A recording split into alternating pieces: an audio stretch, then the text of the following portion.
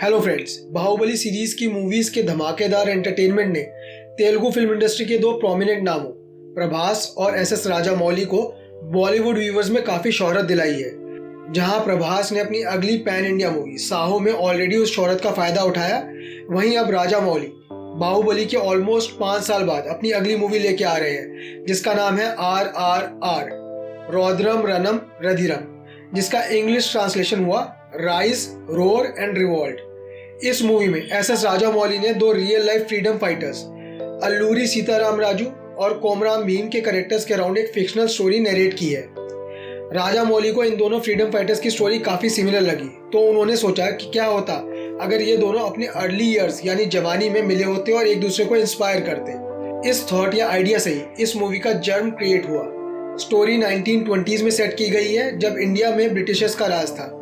बाहुबली की super success की वजह से राजामौली की इस मूवी को लेके इवन हिंदी स्पीकिंग बेल्ट्स में काफी एक्साइटमेंट है।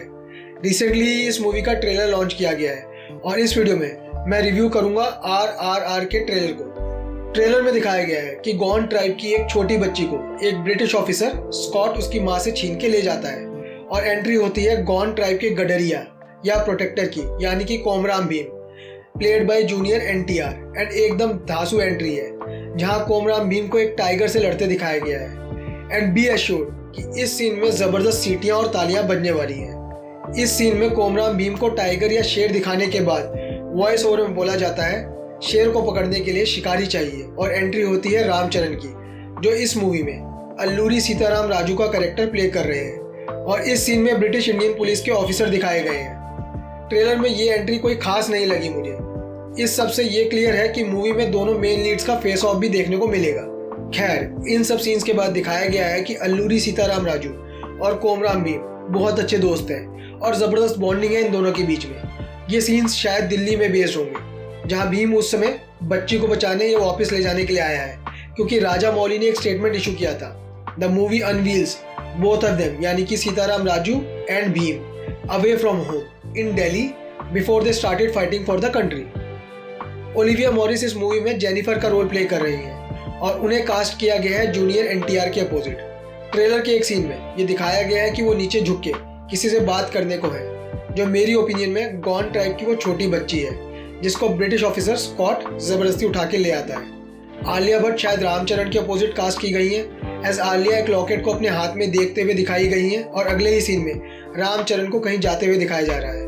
इसके बाद एंट्री होती है अजय देवगन की, जो एक रिबेलियन लीडर का रोल प्ले करते नजर आ रहे हैं। एंड बिलीव मी, अजय को जिन 2-4 सीन्स में दिखाया गया है उसमें उनकी आंखों में जबरदस्त आग है, और वो सीन्स कुछ उनके लज्जा मूवी के कैरेक्टर की याद दिलाते हैं। वैसे रिसेंटली एक न्यूज भी आई थी कि अजय देवगन का इस मूवी में सिर्फ 8 से 10 मिनट का रोल है, तो आई एम नॉट सरप्राइज्ड कि उनके सिर्फ 2 से 4 सीन्स ही दिखाए गए हैं ट्रेलर में। Shriya Saran in all probability is cast opposite Ajay Devgn. मुझे ऐसा लगता है कि अजय देवगन का कैरेक्टर इज सॉर्ट ऑफ गुरु या इंस्पिरेशन, जो अल्लूरी सीताराम राजू और कोमराम भीम को साथ ले आता है। एज उनके इस डायलॉग के बाद अपनी जंग ढूंढते हुए हथियार खुद ब खुद आएंगे।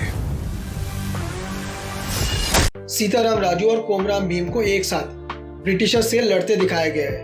पर रिसेंटली ट्रेलर लॉन्च के दौरान जूनियर NTR ने बताया था कि उनका कोई सीन शूट नहीं हुआ है अजय देवगन के साथ, और उस केस में हो सकता है जो दूसरी न्यूज आई थी वो सच हो, यानी कि अजय देवगन जूनियर NTR के फादर का रोल प्ले कर रहे हैं एंड वो सेकंड हाफ में मूवी में दिखाई देंगे in the flashback scenes. Ram Charan एक सन्यासी के कपड़ों में लड़ते दिखाए गए हैं, एज जो रियल अल्लूरी सीताराम राजू थे महज 18 साल की उम्र में ही उन्होंने अध्यात्म की तरफ अपना रुख कर लिया था।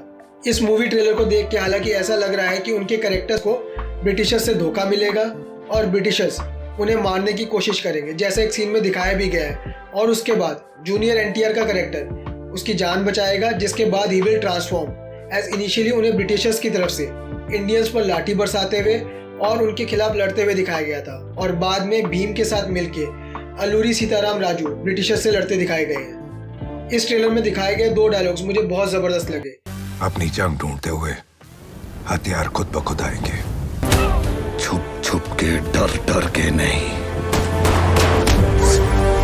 सामने से वार करना होगा। बट इनके अलावा जो डायलॉग्स ट्रेलर में दिखाए गए हैं उनमें इतना दम नहीं है। ये मूवी 1920s में सेट है।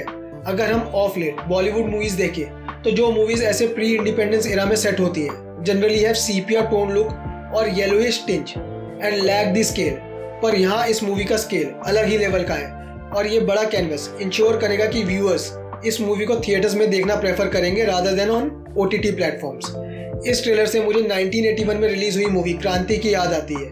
क्रांति मूवी में revolutionary farmers take on Britishers and यहाँ we have revolutionary tribal leaders fighting Britishers. इस मूवी की सबसे बड़ी स्ट्रेंथ है डायरेक्टर राजा मौली और मूवी का कैनवस। राजा मौली की मूवी से हम कम से कम एक एंटरटेनिंग और एंगेजिंग स्टोरी की उम्मीद रख सकते हैं, एज उनका पास्ट रिकॉर्ड भी काफ़ी ज़बरदस्त है। And to add to that, Rajamouli ने इंश्योर किया है जो व्यूअर्स इस मूवी को थिएटर्स में देखने जाएंगे they will get larger than life experience. इस मूवी की वीकनेस है over the top action scenes. अभी कुछ दिन पहले ही सत्यमेव जयते 2 के एक्शन सीन्स का काफ़ी मजाक उड़ रहा था, जहां जॉन इब्राहिम एक चलती बाइक को बाइक राइडर के समेत दोनों हाथों से उठा लेते हैं। कुछ ऐसा ही सीन RRR के ट्रेलर में भी दिखाया गया है, जहां जूनियर NTR चलती बाइक को लात मारते हैं, वो बाइक रोल करती हुई हवा में जाती है और फिर जूनियर NTR उसे पकड़ते हैं और घुमा के फेंकते हैं। एक और सीन है ट्रेलर में, जो बंदा स्क्वाड बना है उसका ये सीन भी किसी C ग्रेड मूवी के सीन से कम नहीं लग रहा है। Over the top action scenes work for south Indian movie viewers, पर Hindi cinema viewers don't take it that well. ऐसा नहीं है कि बाहुबली में over the top action scenes नहीं थे, पर वही बात है, जहां स्टोरी के कैरेक्टर्स और इमोशंस व्यूअर से कनेक्ट हो गए वहां दे इग्नोर सच थिंग्स। बट जो कमी सामने दिख रही है वो तो दिख रही है। अपॉर्चुनिटी ये है कि बाहुबली 2 ने जो हिंदी सिनेमा में बॉक्स ऑफिस हिस्ट्री रीराइट की थी, उस वजह से मूवी के डायरेक्टर SS राजा मौली की इस अगली मूवी के लिए ऑलरेडी अच्छी खासी नेचुरल हाइप है, जिसकी वजह से इसके हिंदी वर्जन को बाहुबली 1 से बड़ी ओपनिंग एंड हेंस एक बड़ा बेस मिलेगा to multiply and grow its collection at the box office window. दिसंबर और जनवरी में काफ़ी बड़ी मूवीज एक के बाद एक रिलीज हो रही हैं, तो उन मूवीज की तरह इस मूवी को भी सबसे बड़ा थ्रेट है कंटिन्यूअस फ्लो ऑफ मूवीज, चाहे वो बॉलीवुड मूवीज हो या फिर साउथ इंडियन मूवीज। इस मूवी के next week Baahubali star Prabhas की राधेश्याम रिलीज होगी और उसके नेक्स्ट वीक अक्षय कुमार और यशराज फिल्म्स की पृथ्वीराज।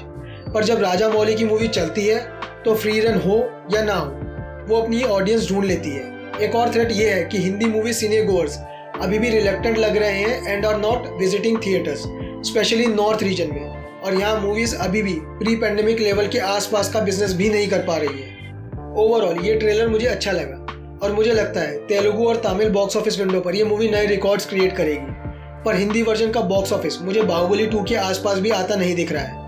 बाहुबली 2 से इस मूवी को कंपेयर करना वैसे भी स्टुपिडिटी होगी, एज उसकी ह्यूमंगस हाइप का रीजन था फर्स्ट पार्ट की सुपर सक्सेस।